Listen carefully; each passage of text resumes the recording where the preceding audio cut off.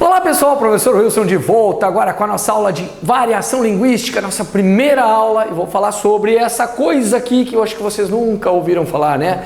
A tia Norminha, claro que já, né? Quem acompanha o canal vive me ouvindo aí falar da tia Norminha, né? Então essa primeira aula vai tratar exatamente dessa questão, o que é a norma culta, essa questão formal e o que é então a linguagem coloquial, tá? Então essa parte é importante. Até porque ultimamente tem aparecido, né, essa questão da variação linguística nos editais, nos concursos. Então tem que estudar isso aí sim, importante. Então vamos lá, vamos encarar, não tem nenhum segredo, tá? Quem já está estudando vai conseguir até se enxergar em muitas dessas situações aqui.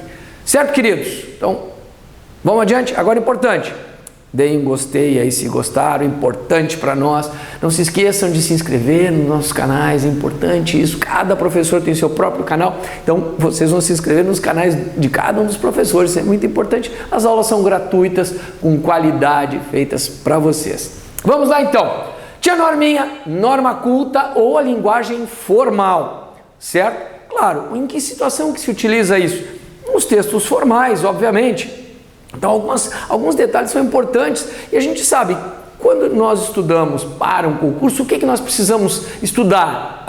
A norma culta, ou seja, segue as regras prescritas na gramática normativa, aquilo que é a norma, que está preconizado ali na tia Norminha, embora nós saibamos aí que há uma série de divergências entre os gramáticos, mas aí são detalhes, certo? Isso aí são detalhes. Muito bem, é a variante ensinada nas escolas. É claro, óbvio, né? O que a gente procura é mostrar nas escolas, para que o aluno tenha a capacidade de refletir a respeito da linguagem formal e em que situação se utiliza essa norma culta, em que situação eu posso usar a linguagem coloquial. Todos esses detalhes fazem parte do ensino, tá? É usado em contextos formais. É óbvio que há situações em que eu tenho que saber utilizar o tipo de linguagem adequado. Pô, pelo amor de Deus, tu vai para a praia como? Terno, gravata, sapatinho, vai sentar na beira da praia tomando uma cerveja? Que é isso, né, cara? Nem vai trabalhar com uma sunguinha. Coisa mais ridícula. Então não teria sentido chegar. Tem gente que até trabalha de bermuda. Sim, às vezes vocês aqui não sabem que eu tô de camisa aqui toda. E para baixo eu tô de bermuda aqui, de chinelo de pé descalço. Que é verdade. Aí são situações especiais, né? Mas cada coisa no seu momento. Pelo menos daqui para cima, camisa bonitinha, tudo ajeitadinho. Por quê? Porque exige um padrão de formalidade. É a mesma história, cada coisa no seu momento, né? Essa que é a realidade. Eu vou a uma festa, eu vou ter que botar uma roupa adequada àquela festa. Então, a mesma coisa é a linguagem. Cada tipo de linguagem no seu momento. Tá? Então, olha lá. Uma entrevista de emprego, tem que, né, tomar cuidado com a linguagem, principalmente dependendo do tipo de emprego. Um jornalista ele tem que saber se portar, ele tem que saber escrever muito bem e falar bem, né? Alguns textos jornalísticos, já vimos, né, alguns deles que exigem a formalidade, outros não.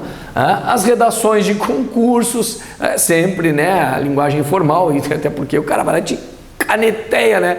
Errou regência, crase, concordância, se fuzilou, já era. Trabalhos acadêmicos e tantos outros aí, certo? Então, alguns detalhes importantes que são as características. A gente sabe que determina um prestígio social, claro, não adianta, mas tem a ver com preconceito linguístico, blá, blá, blá, blá, blá. É uma discussão infrutífera. A verdade é que isso faz a diferença sim, Então tem que tomar cuidado com isso. Indicação precisa das marcas de gênero, número e pessoa, claro. Tira as cadeiras daqui, isso a gente até faz no nosso dia a dia, né? Mas em uma situação mais formal, eu tenho que já tire, por favor, as cadeiras daqui. Então nós vamos tomar cuidado com os plurais, com a concordância. Aqui tem que tomar cuidado, né? O agente, eu posso usar o agente no nível da formalidade? Não. A gente é coloquial, tem que ser o nós. E nós sabemos que, claro, esse padrão aqui está muito dentro de um quadradinho bonitinho ali, ó. A gente sabe que não é mais assim, mas sim, exige uma certa formalidade. Eu tenho que tomar cuidado com isso, dependendo do texto.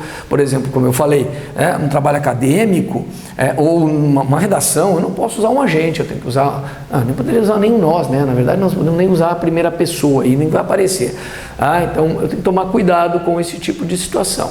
Bom, utilização de todas as pessoas verbais de forma correta, claro, exceto o vós, né, segunda pessoa do plural, e não se usa em situações especiais apenas, tá?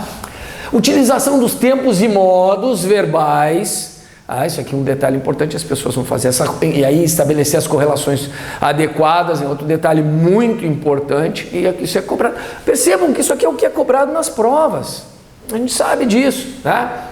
Riqueza nas construções sintáticas, aquela coisa feita de qualquer forma, o texto é mais elaborado, a organização da frase e tudo mais. É um bom vocabulário, adequação do emprego de preposições, a regência, assistir um filme show de bola. Não tem problema, teu dia a dia assistir um filme. Mas, de acordo com a tia Norminha, assistir a um filme. Então, exatamente esses cuidados nós teremos em situações especiais. Fora isso, não, tá? Não adianta, né? Eu vou ler aqui um textinho para vocês. Tem dois, um maiorzinho, um menor, tá? Um mais maior. Vamos lá então, brincadeirinha. Muito bem, diz assim, claro, formal, né? É um texto do Celso Cunha. Todas as variedades linguísticas são estruturadas e correspondem a sistemas e subsistemas adequados às necessidades de seus usuários. Percebam a construção da frase. Então terminou a frase ali, ele utilizou um bom vocabulário, frase curta, objetiva, direta. Mas o fato de estar a língua fortemente ligada à estrutura social e aos sistemas de valores da sociedade conduz a uma avaliação distinta das características das suas diversas modalidades regionais, sociais e estilísticas. Terminou uma segunda frase, disse o que tinha que dizer, iniciou, desenvolveu e encerrou. É um padrão de linguagem bem elaborado. A língua padrão, por exemplo, embora seja uma entre as muitas variedades de um idioma, a questão de variedade, né? Então, é sempre a mais prestigiosa, porque atua como modelo, como norma, como ideal linguístico de uma comunidade.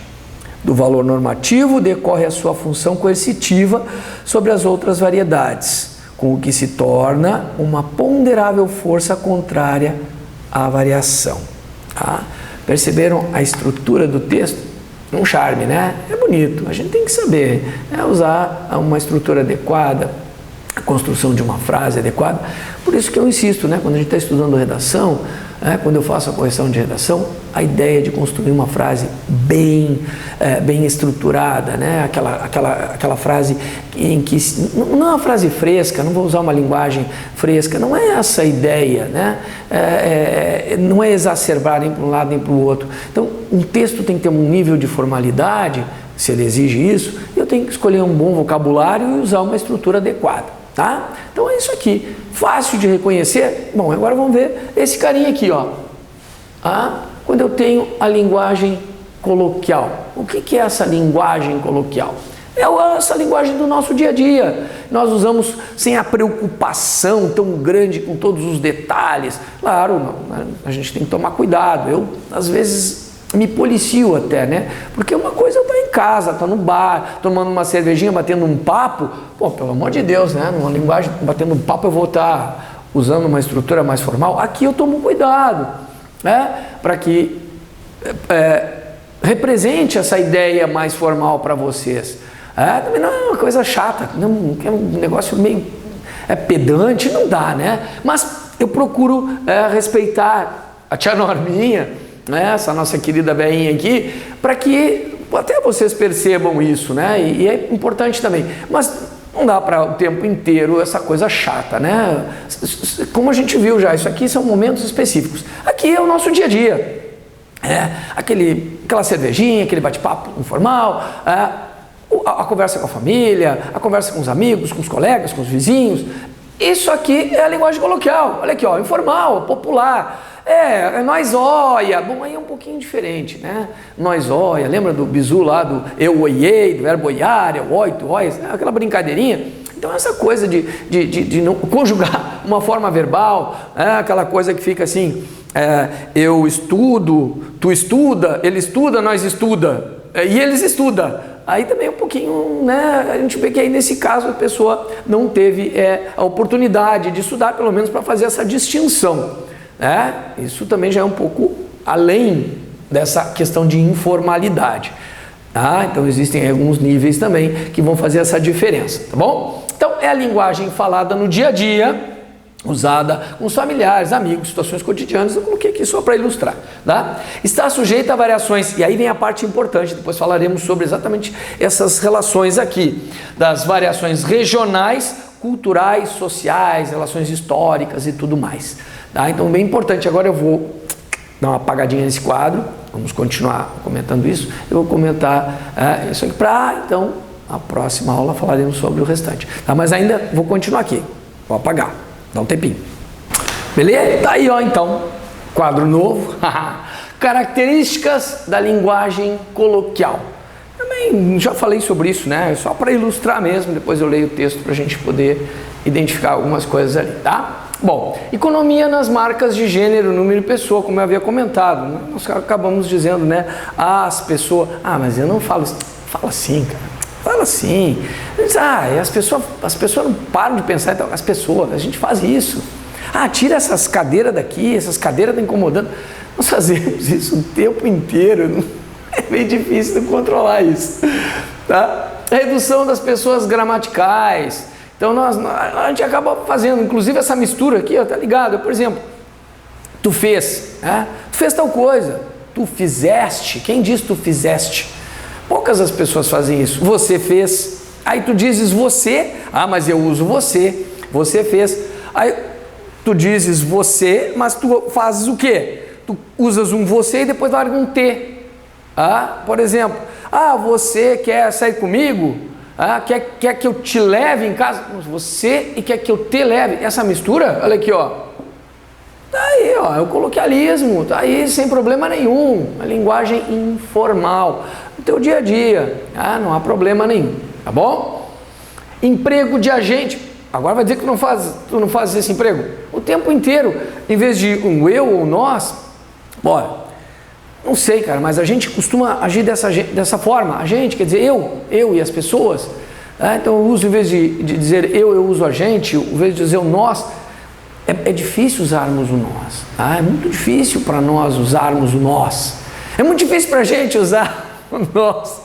Então vejam que é natural, não dá problema. Claro, eu vou ter que saber aquilo que eu já comentei, né? Naqueles momentos eu vou ter que saber usar isso, né? De forma adequada, né? Não dar mais formal, vou tomar mais cuidado com isso, tá? Redução dos tempos verbais, falta de correlações, a gente não toma muito cuidado com isso, inclusive faz as frases mais curtas, às vezes, né? Erra ali a correlação, era para entrar um subjuntivo, o cara coloca um indicativo, faz uma confusão, caramba, depois vai ver que errou, as coisas nem percebe.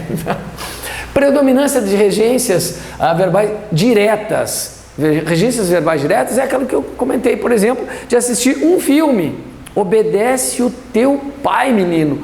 Obedecer a alguém. Obedece ao teu pai. Quem vai dizer isso? Dificilmente a gente faz esse tipo de emprego, né? A gente acaba usando mais o direto mesmo, tá? Então, problema sério. E a coisa do uso do pronome, né? Como um pronome pessoal, por exemplo, vou levar ele, eu não vou levá-lo.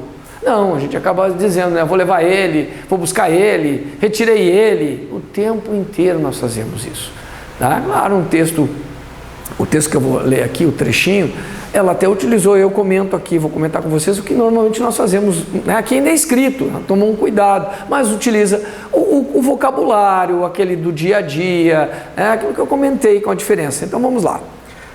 Diz assim: então, que ela tem um jeito de sorrir que o deixe imobilizado, que nós diríamos que deixa ele imobilizado. O beijo dela é mais viciante do que LSD. Você adora brigar com ela e ela adora implicar com você. Isso tem nome. Você ama aquele cafajeste. Ele diz que vai e não liga. Ele veste o primeiro trapo, ó, trapo, isso aqui é uma linguagem informal, que encontra no armário. Ele não emplaca uma semana nos empregos, emplacar é uma linguagem informal. Ele está sempre duro, é uma linguagem informal. E é meio galinha, é uma linguagem informal. Faz parte de uma crônica, esse é uma crônica.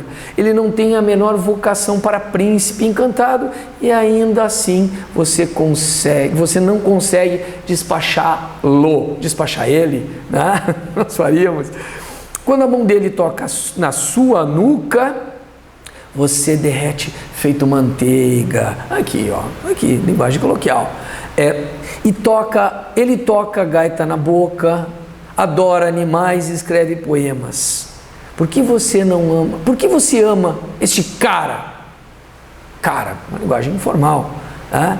Não pergunte para mim, e não para linguagem informal. Você é inteligente, lê livros, revistas, jornais, gosta dos filmes dos irmãos Coen e do Robert Altman, mas sabe que uma boa comédia romântica também tem seu valor. Bonitinho, né? Só uma parte do texto, só para a gente perceber a linguagem informal.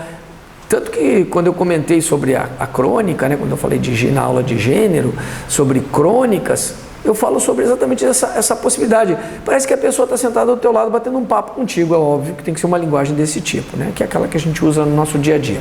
E agora o seguinte é aquele texto que tem uma linguagem um pouco diferente, né? Quando olhei a terra ardendo, qual fogueira de São João, qual fogueira de São João, eu perguntei, que braseiro que fornaia, nenhum pé de plantação. Não, são níveis distintos e falaremos sobre isso na próxima aula. Certo, queridos? Então, isso aqui, encerramos aqui. Coloquem um gostei se gostaram, não se esqueçam de se inscrever no nosso canal, vai lá, dá um cliquezinho, inscrevam-se, aulas gratuitas com qualidade para vocês. Grande abraço!